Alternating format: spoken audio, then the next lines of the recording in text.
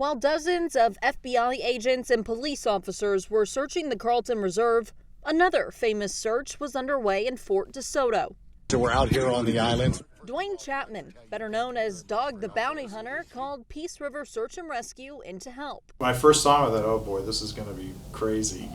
And then afterwards, I became a fan. When Peace River was called out, it had not been revealed that Brian Laundrie's family went camping there, at least not to the public. At Fort DeSoto on the 6th, we got there at around 2 o'clock and we left around 8 because the kids had school the next day. Here, let's go. Attaboy, come on, up here. There you go, good job. These outer islands around Fort DeSoto. Well, we have a water dog program that we've put together over the last 2 years. Our dogs are trained to do that very job. And so I said, yeah, we can do this for you. This search was not for human remains. Dog's goal was to bring Brian home alive. So Brian, let me have you, Brian! Hatzel says they worked with Navy SEALs, FBI agents, Homeland Security, and sheriff's deputies. We were looking for him as a live human Yeah. at that point. So the water dog program we're talking about with that is not the cadaver dog program. It's dogs that are trained to find live humans from either moving vehicles or from a boat. The search has just begun.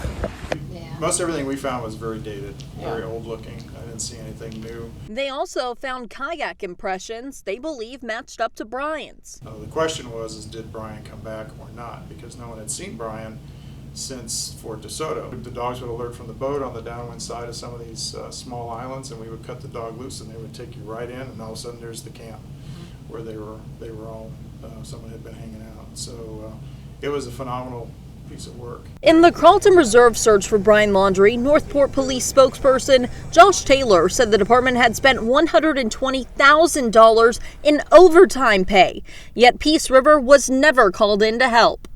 And the biggest problem with these big searches like the Landry search and the others is they're expensive. They cost a lot of money, and we don't cost anything. But Peace River was never invited down to Northport. Beginning of the search with the helicopters, the air assets, they're probably spending about $200,000 a day. Experts estimate the cost of the search there reached more than $1 million. The 21 dogs and nearly 60 volunteers at Peace River wouldn't have cost the department a dime.